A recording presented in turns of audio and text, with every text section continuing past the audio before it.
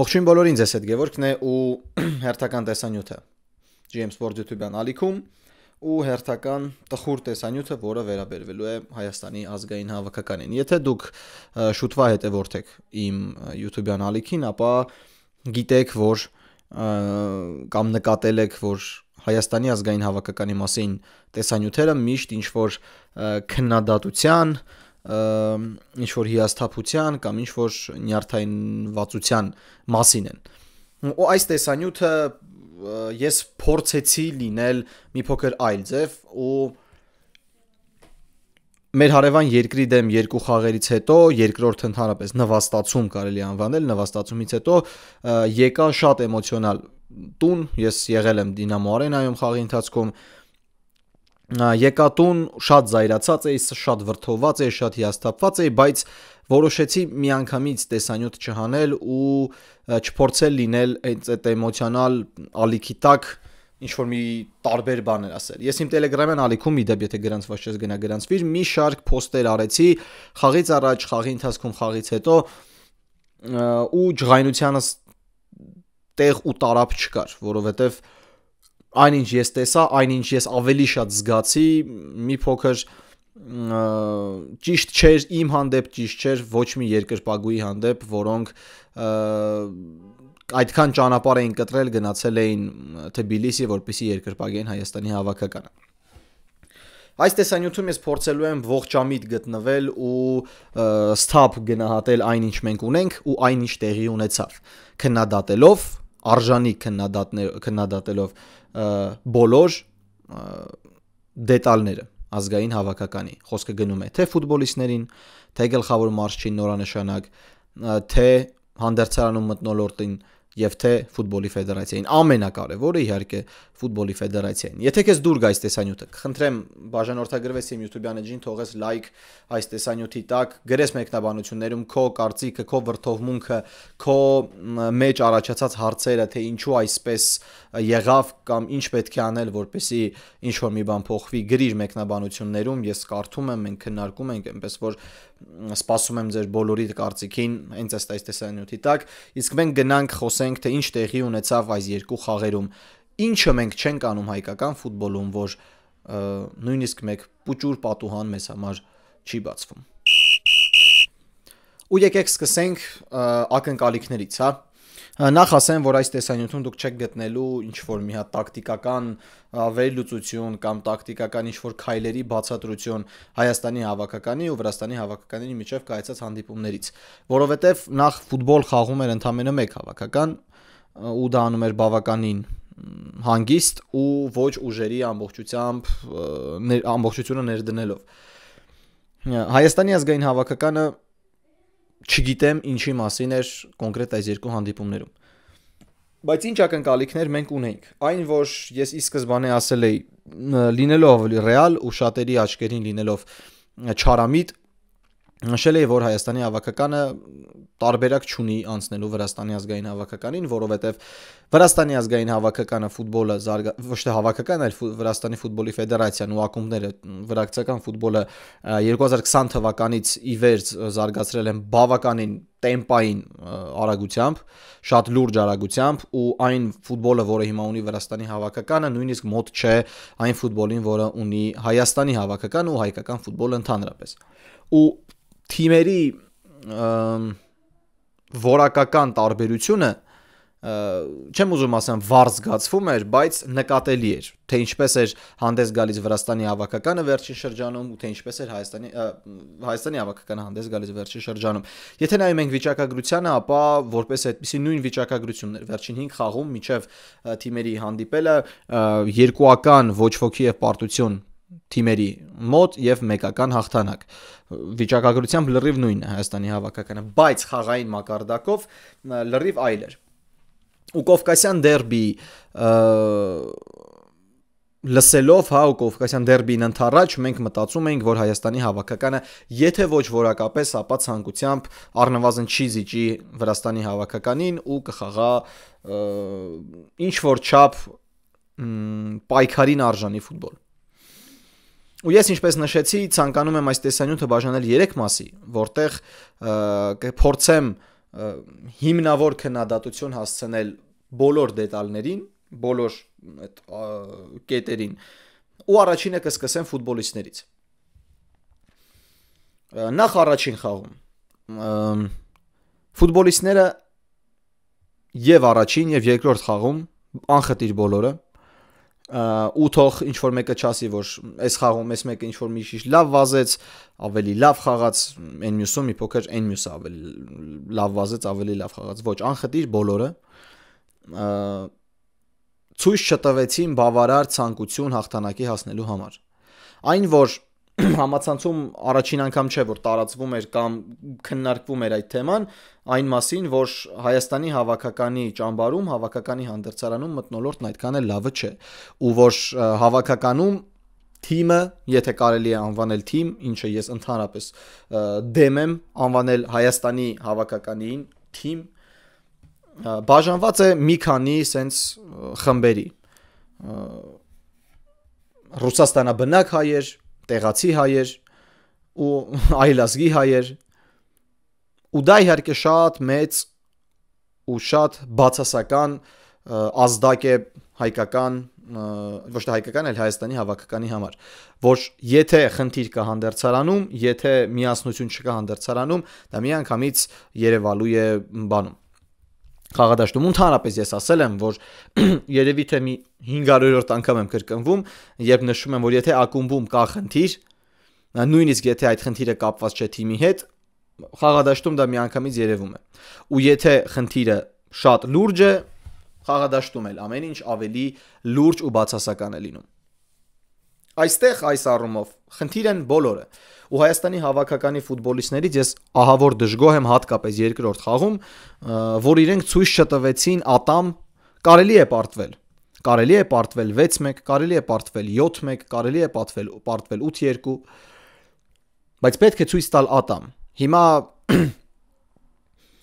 այդ նվիրվածությունը, այդ հոգատարությունը ու այդ ջանասիրությունը, որ ես չնկատեցի Հայաստանի հավաքականի գեթ մեկ ֆուտբոլիստի մոտ, ոչ մեկ ինձ հակառակը չի կարող համոզել։ Նույնիսկ այն ֆուտբոլիստները, որոնք խաղացին վերջին երկու խաղերում։ Ես ի սկզբանե դեմ եմ եղել, ու ես ունեմ տեսանյութեր, ու ես ունեմ գրառումներ, որոնք երբ մտքից դա եկավ, միանգամից փորձեցի փնտրել, շատերը գտա, այնպես որ պատրաստ եմ նաև ցույց տալ։ Ես ի սկզբանե դեմ եմ եղել ֆուտբոլիստների նատուրալիզացմանը։ Ի սկզբանե դեմ եմ եղել ֆուտբոլիստների նատուրալիզացմանը, որովհետև եթե նայում ենք Վրաստանի кейսը, վրացական ֆուտբոլի զարգացման кейսը, այնտեղ նրանք ամբողջությամբ հրաժարվել էին արտասահմանցի կամ ինչ որ լեգիոնական համարվող որևէ ֆուտբոլիստից, այսինքն հիմնական մասից, լրիվ չէին կտրե վրացական ֆուտբոլը, Վրաստանի առաջնությունը դրանից, բայց շեշտը դրվել էր սկաուտինգի վրա ու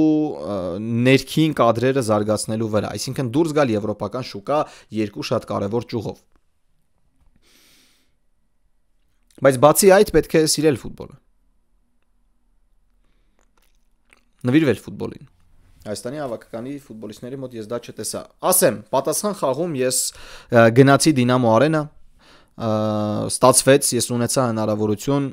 առաջին անգամ արտագնա խաղի գնալու Հայաստանի ազգային հավաքականի, բայց չէի մտածում, որ կլինի այսպես։ Գնացի ու մեկնարկային 30 րոպեներից հետո հաշիվն արդեն 4-0 էր։ Ու ես նստած էի մի այնպիսի շրջանում, մի այնպիսի սեկտորում, որտեղ աջ ու ձախ սաղ վրացիներ էին։ Մի փոքր այն կողմ էին նստած իմ գործընկերները, իսկ իմ շուրջ հավաքվել էին միայն վրացիներ։ Ու 30-րդ րոպեի ընթացքում ես շատ ու երևի թե ամենաշատ անօգնական իրավիճակը զգացել եմ հենց այդ պահին։ Ես իրոք էմոցիոնալ, ֆիզիկապես, հոգեպես շատ անօգնական իրավիճակում էի։ Ու ես հասկանում էի միաժամանակ, որ այս քաոսը, այս դժոխային իրավիճակը չի ավարտվելու մինչև 90-րդ րոպեն չգա։ Ու ես պետք է նայեմ, որովհետև ես չէի ուզում դուրս գալ ստադիոնից, որովհետև իմ համար ես միշտ ասել եմ, որ դա ճիշտ չի։ Բայց ես ինչպես նշեցի, կարելի է պարտվել։ Օրինակ Բարսելոնան պարտվեց 8-2, Բրազիլիան պարտվեց 7-1, այլ հավաքականներ խոշոր հաշվով պարտվել են։ Օրինակ Պորտուգալիան հաղթեց 6-1 հաշվով Շվեյցարիային, որը ոչ պակաս հզոր թիմ էր աշխարհի խաղերի ժամանակ։ Բայց այդ պարտությունների ժամանակ մենք տեսնում ենք, որ պարտվող թիմը ատամ էր ցույց տալիս։ Պարտվող թիմը փորձում էր ինչ-որ մի բան անել։ Եթե գլխավոր մարզիչը առաջին խաղակեսում կատարում է միաժամանակ եռակի փոփոխություն, ուրեմն Աստված գիտե, թե ինչ սխալ մտքեր ուներ գլխավոր մարզիչը կամ ինչ սխալ էին հասկացել մարզչին ֆուտբոլիստները, ինչպես տապալեցին ֆուտբոլիստները այդ հանդիպումը։ Ու ֆուտբոլիստները խաղից հետո գնացին 9-րդ եւ 10-րդ սեկտոր, որտեղ Ֆաֆն էր, որի հիմնադիր Սերգեյ Ջանջյանը ես աջակցում եմ ամեն կերպ, իր յուրաքանչյուր գրառումը շատ ճիշտ է, շատ արդիական է ու զգացվում է, որ ի սրտե է գրված, ես նրան ամբողջությամբ աջակցում եմ, գնացին ֆուտբոլիստները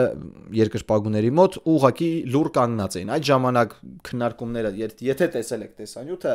քննարկումները բավականին շատ էին, աջակցության խոսքերը մեր երկրպագուների կողմից շատ էին, ինչը եւս խրախուսելի է, որովհետեւ հասկանում ենք, որ չնչին խնդիր կա, որը կապված է հավաքականի ֆուտբոլիստների հետ, նրանք գտնվում են հոգեպես անդունդում ու հանել այդ անդունդից լինելու է մեղմ ասած բարդ։ Բայց կոնկրետ այս երկու խաղում ես ռուսերեն բառ կա, սամաադաչը չտեսա ֆուտբոլիստների կատարմամբ։ Այո, դրվագային կային։ Այո, դրվագային համաձայն եմ։ Առաջին խաղում կար կտոր, որտեղ Վարազդատ Հարոյանը բավականին լավ գործեց։ Կար կտոր, որտեղ Սևիկյանն էր լավ գործում։ Կար կտոր երկրորդ խաղում, որտեղ Արտուր Սերոփյանն էր ինչ-որ մի բան փորձում անել, պայքարում էր յուրաքանչյուր գնդակի համար։ Բայց ախր այդ կտորները, այդ 5-10 րոպեները խաղում ոչ մի բան չեն որոշում։ Եթե դու այդ 5-10 րոպեների ընթացքում գոլ չես խփում կամ գոլային փոխանցում չես կատարում, դրանք ոչինչ չեն որոշում։ Իսկ Վրաստանի հավաքականը զուտ փորձի հաշվին, ինքնավստահության հաշվին ու այն մենթալիտետով, որ իրենք պետք է հաղթեն, որպեսզի մնան B դիվիզիոնում, ինչպես նշեց Վիլի Սանյոլը ասուլիսներից մեկի ժամանակ, որ C դիվիզիոնում խաղալը մեր մակարդակի չէ, մենք պետք է պայքարենք B դիվիզիոնի հետ։ Ու ես վստահ եմ, որ այս ֆուտբոլով Վրաստանի հավաքականը կռիվ կտա B դիվիզիոնում յուրաքանչյուր մրցակցի հետ։ Իսկ Հայաստանի հավաքականի ֆուտբոլիստները այո հանդես են գալիս իրենց ակումբներում, հանդես են գալիս լավ արդյունավետ։ Գալիս են Հայաստանի հավաքական, տպավորություն է, որ կարգը դառնում է դդում։ Իսկ թե ինչն է պատճառը, չես հասկանում հիմնավոր որտեղից գտնել։ Բայց կոնկրետ այս խաղում ես տեսա նվիրվածության ու ցանկության պակաս բոլոր ֆուտբոլիստներից, բոլոր։ Ինչպես հաղթեց Նյուքասլը բանին, Լիվերպուլին։ Արդյոք ֆուտբոլասերների մեծամասնությունը հավատում էր, որ Նյուքասլը խաղով կծեծի Լիվերպուլին ու կհաղթի։ Վստահ եմ մեծ մասը հավատում էին Լիվերպուլի հաղթանակին։ Նյուքասլը հիմնականում ցանկության եւ մեծ ոգևորության շնորհիվ կարողացավ հաղթել Լիվերպուլին։ Գրեթե բոլոր մենապայքարներում Նյուքասլի ֆուտբոլիստները հաղթող էին դուրս գալիս։ Ու զգացվում էր, որ նրանց աչքերում կար կրակ, նրանք ուզում էին հաղթել։ Նրանք 70 տարի ընկերներ, 70 տարի ուղղակի պատկերացրեք, գավաթ չէին նվաճել։ Պատկերացնում եք նրանց ցանկությունը, որ մեկ քայլ է բաժանում ինչ որ մի հատ տիտղոսից, ինչ որ մի հատ տիտղոս։ Դա կարող է ասել Լիվերպուլը, Չելսին, Արսենալը չէ։ Բայց օրինակ Նյուքասլի համար տիտղոսը տիտղոս է։ Իսկ Վրաստանի հավաքականի համար B դիվիզիոնում խաղալը մեծ պրինցիպ։ Հիմա կարող ենք ասել, որ մաթեմատիկորեն այո, պետք էր մնալ C դիվիզիոնում, որովհետև ավելի հեշտ կլինի հաղթել ու դուրս գալ աշխարհի առաջնություն, ու ես կասեմ, արդյոք պետք է նման հավաքականը կամ թիմը տեղ ունենա նման խոշոր մրցաշարում։ Մենք տխրում ենք, որ Վրաստանի հավաքականը երկու խաղերի արդյունքով 9-1 հաղթել է մեզ։ Մենք տխրում ենք, որ ընկերական խաղում Նորվեգիայի հավաքականը 9 անպատասխան գոլ է ուղարկում մեր դարպասը։ Մենք տխրում ենք, որ որակավորման փուլում Իտալիայի պես հզոր հավաքականը 9 գոլ է խփում։ Իսկ պատկերացրեք, որ նման ֆուտբոլով մենք գնանք մունդիալ, ու մեզ հետ մեր բախտն է, դե գիտենք, մեր հետ ընկնի փաստացի օրինակ Անգլիա, փաստացի Դանիա կամ Շվեյցարիա, ու եթե աֆրիկյան պետությունով նայենք, եթե ցանկանում եք Կամերուն կամ Մարոկկո։ Դուք հասկանում եք, որ խմբային փուլի բոլոր 3 խաղերում մենք առնվազն 6-7 գոլ ենք բաց թողնելու։ Իսկ արդյոք նման համբավ պետք է մեզ ու մեր ֆուտբոլիստներին։ Ես կարծում եմ, որ պետք չէ։ Պետք է նախ սիրել ու հարգել այն ժամանակը, որը դու տալիս ես։ Կոնկրետ մեր ֆուտբոլիստների մոտ նման բան ես չնկատեցի։ Ցավում եմ, որ դա տեսա։ Ես իրոք ցավում եմ, որովհետև նման անօգնական վիճակ ես շատ վաղուց չէի տեսել։ Ես զգացել եմ անօգնականություն Ուրարտու բանիկ խաղում։ Հիմա որ չասեք, ամեն ինչը քննարկում հայկական ֆուտբոլի, Ուրարտուի սխալները եւ այլ, Ուրարտուն պարտվեց ընդհանուր 7-1 հաշվով բանիկին, բայց կոնկրետ այդ իրավիճակում, արտագնա խաղում եւ պարտվեցինք 1-5 հաշվով, վառ զգացվում էր, որ ուղակի Ուրարտուն բախվել է մի թիմի, որը շատ ավելի ուժեղ է, շատ ավելի համախմբված է ու շատ ավելի մեծ ցանկություն ունի խաղալու ինչ-որ միտեղ։ Բանիկը ի դեպ ընկերներ, երբ որ ասեք, որ Ուրարտուի քաղցը պետք է լինի, այո, բայց մենք խաղում ենք ոչ պակաս քաղց ունեցող թիմի հետ։ Բանիկը 12 տարի եվրագավաթային ոչ մի նույնիսկ որակավորման փուլ չի խաղացել։ Ու դա նրանց համար կյանքի ու մահվան կռիվ էր, որտեղ նրանք պատրաստ էին 100%-ով։ Այդտեղ ֆուտբոլային առումով ես զգացի անօգնականություն։ Իսկ Հայաստանի հավաքականի վերջին 2 խաղերը ոչ միայն ֆուտբոլային, այլև մնացած ասպեկտներում եւս զգացի անօգնականություն։ Երկրորդ կետը, որին ես ցանկանում եմ անդրադառնալ ու կարծում եմ, որ եւս քննադատության արժանի է, չնայած ոչ այնքան, որքան երրորդ կետը, դա գլխավոր մարշի դերակատարումն է տվյալ իրավիճակում։ Նախ, ով է Ջոն Վանցխիպը։ Երբ հայտնի դարձավ, իդեպ ես մինչև վերջին պահ չգիտեի ով է լինելու հավաքականի գլխավոր մարզիչը, հայտնի դարձավ, որ Ջոն Վանցխիպն է գլխավորելու մեր ընտրանին, ես միանգամից մտա տեսնեմ, թե ինքը ինչ հաջողություն ունի գրանցած ու արդյոք կարող է մեզ տալ այն, ինչը մենք ակնկալելու ենք մեր գլխավոր մարզչից։ Ջոն Վանցխիպը Եվրոպայի չեմպիոն է Նիդերլանդների հավաքականի կազմում որպես ֆուտբոլիստ եւ մարշական կարիերայում հայտնի է Հունաստանի հավաքականի եւ Նիդերլանդների Այաքսի կազմերը գլխավորելուց։ Ու երբ խոսում ենք Ջոն Վանցխիպից, ես ճիշտ ասած կոնկրետ չեմ հիշում ես ում հետ էի զրուցում, ես հիշում եմ, որ իմ եթե չեմ սխալվում, Ուրարտուում ենք քննարկում, որևէ մեկը ինչ ասեց, բա գիտես ինչ կա, Ջոն Վանցխիպը համարյա Հունաստանի հավաքականին դուրս ա բերել Եվրոպայի առաջնություն, այն որ դեմից որ լսում ես համարյա դուրս ա բերել Հունաստանի հավաքականին, որ ասում ես ուրեմն մի բան հասկանում ա ֆուտբոլից, բայց հետո հիշում ես, ասում ես ախր հավաքականն էլ է, չէ՞ մեր համարյա դուրս եկել խոշոր մրցաշար։ Համարյան հաշիվ չի։ Այաքսում ես նայում նրա ցուցանիշը, այո, Այաքսը գտնվում էր խայտարակված վիճակում, Ջոն Վանցխիպը եկավ մի քիչ բարձրացրեց Այաքսին, ավարտեց 5-րդ կամ 6-րդ հորիզոնականում Այաքսը մրցաշրջանը, որից հետո նրան եւս հեռացրեցին։ Ու նայում ես, թե ինչ էր տեղի ունեցել Այաքսում, միանգամից նկատում ես քեյսեր ֆուտբոլիստների հետ անհամաձայնության, միանգամից նկատում ես կոնֆլիկտներ թիմի ներսում, որտեղ շոշափվում է Ջոն Վանցխիպի անունը։ Ու չմտածեք, որ ես հիմա քննադատում եմ գլխավոր մարզչին։ Գլխավոր մարզիչը իմացել է, որ գլխավորում է Հայաստանի ազգային հավաքականը առաջին խաղից երևի թե մի շաբաթ կամ ամենաշատը 10 օր շուտ։ Ու Ջոն Վանցխիպը փաստացի համարվում էր ամենավերջին տարբերակ, այլընտրանքների այլընտրանքը։ 61 տարեկան մասնագետը եկել է Հայաստանի ազգային հավաքական ու մենք չգիտենք առ այսօր թե ինչ կարող ենք ակնկալել նրանից։ Առաջին ասուլիսի ժամանակ խաղից 1 օր առաջ ինքը շատ փակ պատասխաններ տվեց, ինքը ասեց, որ դիտել է շատ ֆուտբոլիստների հանդիպումներ, դրան հիմա վրա հավաքել է թիմ եւ այլն ու փորձելու ինչ որ մի բան անել։ Այն որ մենք գիտենք, որ ֆուտբոլային ձեռագիր չենք հասցնելու լավը տեսնել հավաքականի կազմում, կարելի էր ընդունել ինչ որ մի կերպ, որովհետեւ 2-3 մարզում ու հնարավոր չի, որ ընտրանին ֆուտբոլիստները, որոնք եկել են տարբեր թիմերից, որոնք եկել են տարբեր ֆուտբոլային աժոտաժից, փորձեն ընդգրկվել ամբողջությամբ ու հասկանալ քո ֆուտբոլային փիլիսոփայությունը։ Բայց թե տնային, թե արտագնախաղում ես չհասկացա ինչ էր ուզում անել Ջոն Վանցխիպը։ Մեկնարկային կազմը տնային խաղում խոսում էր հարցակողական ֆուտբոլի մասին։ Երկու ուղղահայաց փոխանցումներ ստացվեց ու վсё, դրանից հետո էլ ոչ մի բան չստացվեց։ 3 անատական սխալ, 3 գոլ բաց թողեցինք այստեղ, 6 անատական սխալ Թբիլիսիում, 6 գոլ բաց թողեցինք հարևան երկրում։ Ու այս ամենի ներքո, երբ որ դու առաջին խաղից հետո պարտվում ես 3-0, դու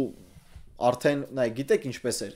Ես միշտ նայում եմ ռեալ ամեն ինչին, բայց միառժամանակ երկրպագուական աչքով ես մտածում եմ, որ դե լավ, հաստատ դաս խաղեցին, մյուս խաղը հաստատ ուրիշ ձև ալնել։ Ու ես այդ տրամադրվածությամբ եմ գնացել Վրաստան։ Ու երբ որ գնում էինք Վրաստան, արդեն այնտեղ էինք, այս լարվածության ու այս խնդիրների արանքում հայտնվում է մի բան, ինչը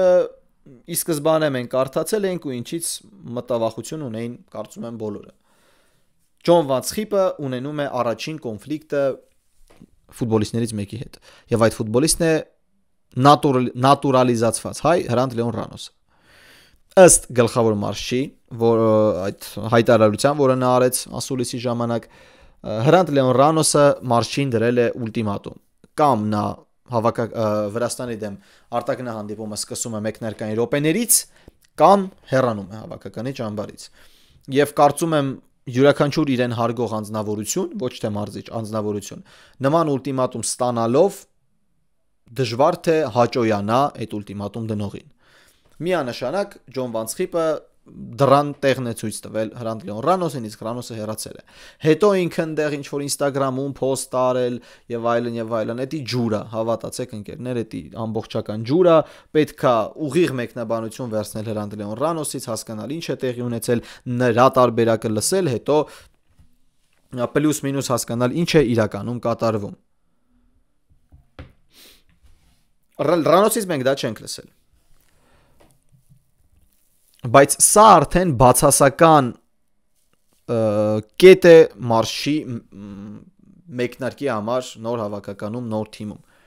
որովհետև նույնիսկ երկրորդ հանդիպումը չանցկացնելով դու արդեն ունես կոնֆլիկտի кейս ազգային հավաքականի կազմում։ Օրինակ Ալեքսանդր Պետրակովի առաջին կոնֆլիկտը եղավ, եթե չեմ սխալվում, Տիգրան Բարսեղյանի հարցում։ Հետո դե ավելացավ արդեն Սարգիս Ադամյանը։ Բայց չեմ հիշում, որ այդ կոնֆլիկտը սենց միանգամից ջրի երես ելավ կամ տենց միանգամից սաղ զարգացավ։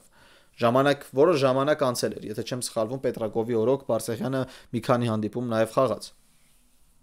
Ինչ որ է։ Բայց ամենացավալին այն է, որ ախր թե Խոակին Կապարոսի, թե Ալեքսանդր Պետրակովի, թե Ջոն Վանցխիպի, թե դրանից առաջ Արմեն Գյուլբուդաղյանցի ախր արդյունքը լինելու է նույնը, իսկ եթե խոսում ենք արտասահմանյան մարշչի մասին, որը ստանում է շատ անհասկանալի 1+1 պայմանագիր, այսինքն եթե 1+1, ուրեմն քեզ տրվում է 1 տարի ժամանակ, տալու կամ փոխելու ինչ-որ մի բան, որը մենք կգնահատենք դրական, որպեսզի դրանից հետո ըստ հայեցողության որոշենք եւս 1 տարվա պայմանագիր կնքենք քեզ հետ, թե ոչ։ Նման իրավիճակում եւս դրված է ուլտիմատում գլխավոր մարշչին։ Այսինքն երկարաժամկետ պրոյեկտով աշխատանք չի ունենալու գլխավոր մարզիչը։ Նա ինքը դա հասկանում է, քանի որ հաշվի առնում նրա տարիքը կոնկրետ Ջոն Վանցխիպի մասին ու դրանից առաջ էլ եւս երկուսը, ու հաշվի առնվում թե ինչ է ուզում տվյալ երկրի ֆեդերացիան։ 1+1-ը դա ֆեդերացիայի այլ բառերով կարճաժամկետ արդյունքն է, որպեսզի հաճոյանա երկրպագուներին։ Այսինքն, եթե գլխավոր մարզիչը կարողանա այդ 1 տարվա ընթացքում տա որևէ արդյունք, որը կտա նույնիսկ հույս, որպեսզի հավաքականը հանդես գա խոշոր մրցաշարում, կարծում եմ այդ +1-ը կակտիվացնեն։ Իսկ եթե չի ստացվում, նրանք ուղղակի փոխում են գլխավոր մարզչին, չհասկանալով, որ ամեն ինչ չէ, որ գլխավոր մարզիչն է, ու ամենտեղ չէ, որ գլխավոր մարզիչն է հարցը։ Օրինակ, հենց մեկը Manchester United-ում հարցը գլխավոր մարզիչը չէ, Tottenham-ում հարցը գլխավոր մարզիչը չէ։ Այնտեղ աշխատում են լավ մասնագետներ, որոնք ուրիշ թիմերում կհասնեն հաջողության։ Եվ Հայաստանի ազգային հավաքականի ու Հայաստանի ֆուտբոլի ֆեդերացիայի մասին երբ խոսում ես, նշելով գլխավոր մարզչին, հարցը ընկերներ գլխավոր մարզիչ չէ։ Ջոն Վանցխիպի գուցե մյուս տարի կամ եթե այսպես շարունակվի, նույնիսկ տարին չլրացած հեռացվի։ Ու շատերս արդեն մի քանի ամիս հետո մոռանանք Ջոն Վանցխիպի մասին։ Բայց ախր խնդիրը դրանում չէ։ Խնդիրը ավելի խորն է։ Մարզչին շատ բան չեմ ուզում ասել, որովհետև իմաստ էլ չկա։ Նախ մենք չտեսանք ձեռագիր, դա է ամենամեծ քննադատության արժանի, որ թեկուզ 2 օրում ինչ որ մի բան չի կարողացել ներծծել ֆուտբոլիստների մեջ, որ իրան կարողանան դա անեն։ Գոնե դա մենք տենց բնականon տեսնեինք 2 խաղերի ընթացքում, ասենք, էսի փորձում են անեն։ Պրեսինգ 10-րդ րոպեին ֆուտբոլիստները արդեն հոգնած էին։ Դա էր ամենամեծ քննադատությունը Ջոն Վանցխիպին։ Մնացած առումով բան չունեմ ասել։ Ու շատ ցավալի էր, որ արդեն երկրորդ խաղով գլխավոր մարզիչը ներողություն է խնդրում հայազգից նման պերֆորմանսի համար։ Դա շատ վատ է։ Բայց դա մի իրականություն է, որտեղ հայտնվել է Ջոն Վանցխիպը։ Ու ես վստահ եմ, որ այդ մարզիչը արդեն իսկ մտածել է, թե ուր է ընկել։ Համբերություն Ջոն Վանցխիպին։ Համբերություն։ Բայց սա նրա որոշումներ գար այստեղ։ Այնպես որ եթե ինքնական որոշում էր, պատասխանատվություն պետք է նաև նրա ուսերին դնել։ Դե իսկ վերջում երրորդ կետը ու ամենամեծ չափը մեղավորության, որը կրում է իր վրա, դա Հայաստանի ֆուտբոլի ֆեդերացիան է։ Մենք խոսեցինք ֆուտբոլիստների ոչ նվիրված խաղից Վրաստանի դեմ։ Մենք խոսեցինք գլխավոր մարզչի ոչ պատրաստ լինելուց։ Բայց արդյոք չեք կարծում, որ այս ամենի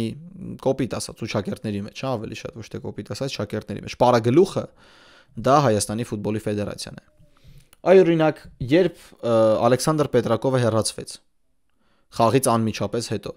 Հայաստանի ֆուտբոլի ֆեդերացիան նախ եկավ հայտարարությամբ, խոստումով, որպես այդպիսին, որ փորձելու են գտնելու են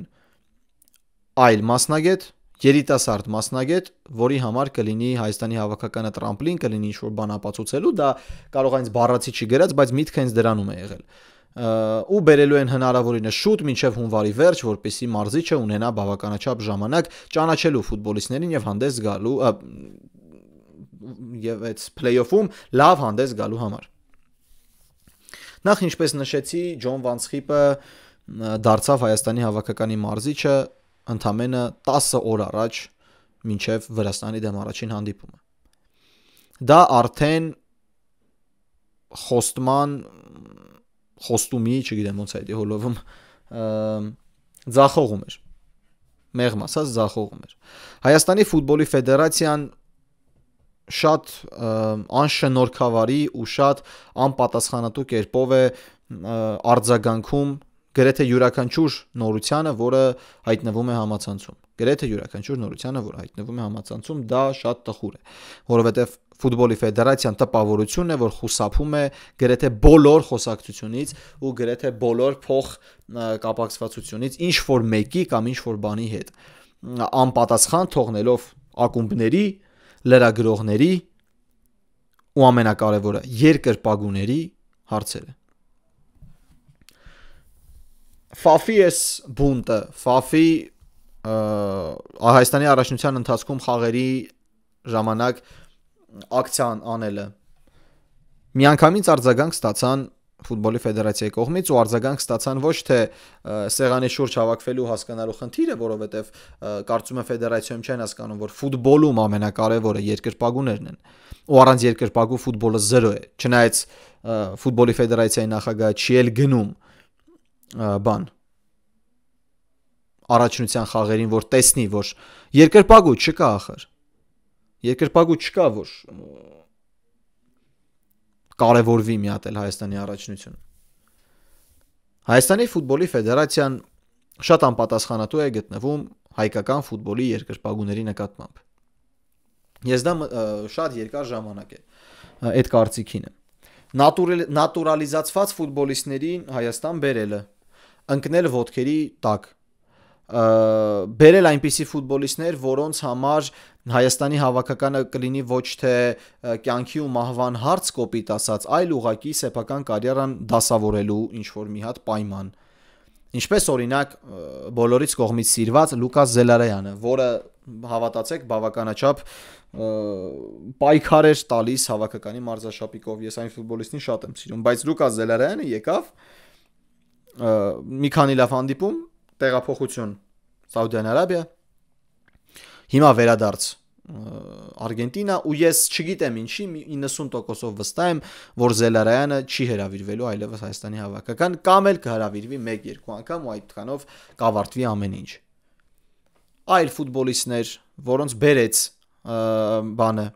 ֆուտբոլի ֆեդերացիան, դրանք են Էդգար Սևիկյան, Նաիր Տիկնիզյան, Գեորգի Հարությունյան, Էդուարդ Սպերցյան, Հրանտ Լեոն Ռանոս, Նորբերտո Բրիասկո Բալեկյան, Իվուն, Սոլոմոն Իմեուդոն, Չանչարևիչը, դրանից առաջ Յուրչենկոն։ Դուք հասկանում եք որքան նատուրալիզացված ֆուտբոլիստներ են եղել մեր հավաքականի կազմում վերջին 4 տարում։ Ու ինչ տխրահրճակ իրավիճակում է գտնվում հայկական ֆուտբոլը, որովհետև ասում են, չէ, որ հայկական ֆուտբոլի կամ որևէ երկրի ֆուտբոլի դեմքը նրա ազգային հավաքականն է ու նրա ցուցադրած արդյունքներն ու ֆուտբոլը։ Հայաստանի հավաքականով դու չես կարող չափել Հայաստանի առաջնության ու հայկական ֆուտբոլի ինչ որ մի բան, գնահատական չես կարող տալ։ Եթե ուզում ես նայել ապագան, դիտիր երիտասարդական հավաքականի հանդիպումները, մինչև 21-էր, մինչև 19-էր, մինչև 17-էր։ Այնտեղ չեմ ուզում ասել տխրահրճակ, որովհետև կարծում եմ այդ բառը մի փոքր շատ փափուկ է, նման բնութագիր տալու համար, շատ թույլ բառ է։ Բայց այդ ամենը գալիս է նրանից, որ այդ ֆուտբոլիստները չեն ստանում շանս համապատասխան պայմաններով, համապատասխան պայքարի մեջ, չեն ստանում շանս ուղղակի։ Իսկ երբ որ հենց օրինակ Հրանտ Լեոն Ռանոսը, որից ես ապշած եմ, ճիշտ ասած, եթե չեմ սխալվում, կարծիք չարտահայտեցի, որից ես իրոք ապշած եմ, որ ֆուտբոլիստ իրավունք չունի ուլտիմատում դնելու, մանավանդ երբ խաղացել է վերջին 3-4 ամսում 30 րոպե։ Նման ֆուտբոլիստները կարողանում են պոզեր ցույց տալ Հայաստանի ազգային հավաքականում։ Մենք ունենք նատուրալիզացված ֆուտբոլիստ, որը նախկինում հրավիրվել է երիտասարդական հավաքական, բայց նա տեղեկացրել է ֆեդերացիային, որ եթե հրավիրում եք, կարող եք ինձ հրավիրել մինչև միայն ազգային հավաքական։ Ես կգամ, կխաղամ հավաքականի մարզաշապիկով միայն ազգային հավաքականում, ոչ այլ ընտրանու կազմում։ Ու գիտեք ինչն է ծիծաղալին, որ ֆեդերացիան ընդունել է դա ու սпасել մինչև գա ազգայինի պահը ու նրան հրավիրել են ազգային հավաքական եւ նա հիմա խաղում է ազգային հավաքականում։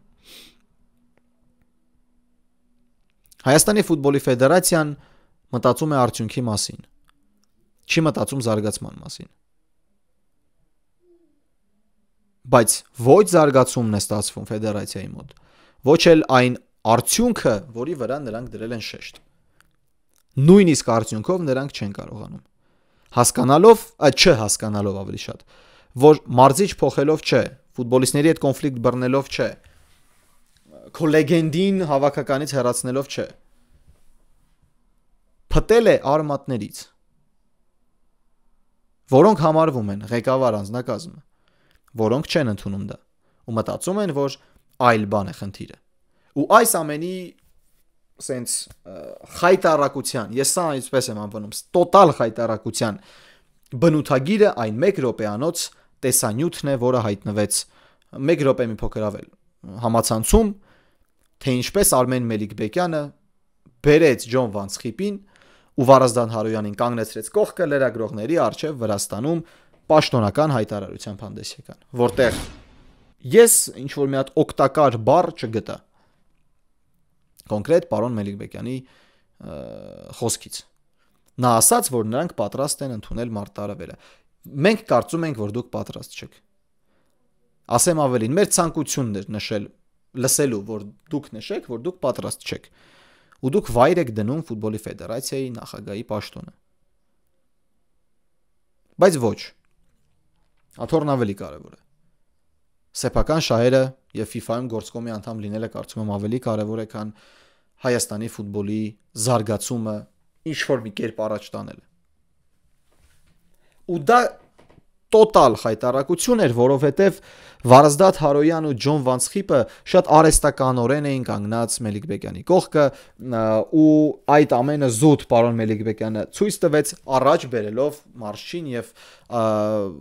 թիմի ավակին ցույց տալով միաժամանակ որ մեղավորը միայն ֆեդերացիան չէ, տեսեք, այս մարդիկ են պատասխանատուներ, եկեք իրանց էլ մի հատ նայենք։ Ինչու էր այնտեղ կանգնած Ջոն Վանցխիպը, մարդ, որը ընդամենը 1 շաբաթ է, ինչ հավաքականում է, ինչ նման քաոսում է։ Վարազդատ Հարոյանը, որը արդեն գնացել էր ու ներողություն խնդրել է երկրպագուներից։ Ջոն Վանցխիպը, որը ասուլիսի ժամանակի դեպ միայնակ էր, ներողություն խնդրել է լրագրողներից ու երկրպագուներից։ Իսկ միթե չէր կարող այդ ներողությունը պարոն Մելիքբեկյանը միայնակ ասեր։ Ինչու նա բերեց այդ երկու մարդկանց կանգնեցրեց իր կողքը։ Հայկական սերիալները միշտ դրամայով լի են եղել, բայց վստահեցնում եմ, որ այն ինչը կատարվում է Հայաստանի հավաքականում, հայկական ֆուտբոլում ու կոնկրետ Հայաստանի ֆուտբոլի ֆեդերացիայում ամենահետաքրքիր դրամային ծալած ունի։ Որովհետև սա բացառիկ դեպք է, երբ ատում են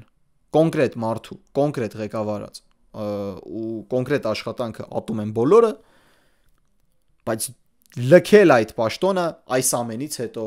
երբ նույնիսկ ամբողջ ստադիոնով, տնային ստադիոնում դու լսում ես քո հասցեին հեռացիր ու հերիքա վանկարկումները,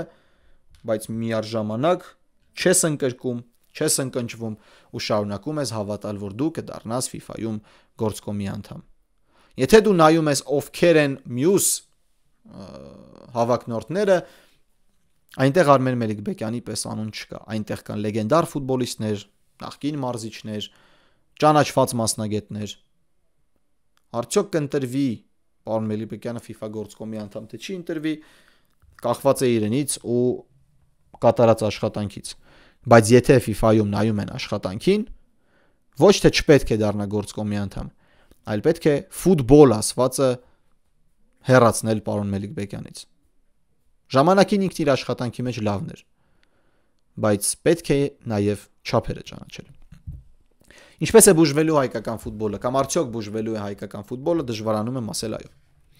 Որովհետև շատ բաներ կան, շատ բաներ գիտեմ, որոնք սխալ են ընթանում, ու խոսքը չի գնում միայն ֆուտբոլի ֆեդերացիայի մասին։ Խոսքը նաև ակումբային ֆուտբոլի մասին է, որտեղ սխալ է շատ բան։ Առանց բացառության, այսպես ասեմ։ Առանց բացառության։ Իմ համար բաներ կան, որ անընդունելի են ու պարտադիր պետք է շտկվեն։ Բայց քանզի ես կատարում եմ հայկական ֆուտբոլում դեր ու իմ դերը որպես այդպեսին կոնկրետ մեր ուղղվածության վրա է ու շատ մեծ չէ, այսինքն միայն ինձանից չէ, որ բաներ է կախված։ Մնացած առումներով շատ տխուր է։ Բայց հայկական ֆուտբոլի նման վատ իրավիճակի պատասխանը պետք է տա միայն Հայաստանի ֆուտբոլի ֆեդերացիան։ Բայց ոնց հասկանում ենք, այնտեղ պատասխաններ տալ չեն սիրում։ Շնորհակալություն տեսանյութը դիտելու համար։ Ես փորձեցի ավելի հանդարտ ու կարծում եմ, որ սա ավելի ճիշտ էր, քան էմոցիոնալ ալիքի տակ գալ ու խոսել շատ տարբեր բաներ, ջղայնանալ, հետո հասկանալ, որ այդ ջղայնությունը ոչինչ քեզ չի տալու, միայն վնաս ինքդ քեզ։ Ու որոշեցի այսպես, կարծում եմ սա ավելի լավն էր, ավելի հիմնավոր էր ու մտածելու,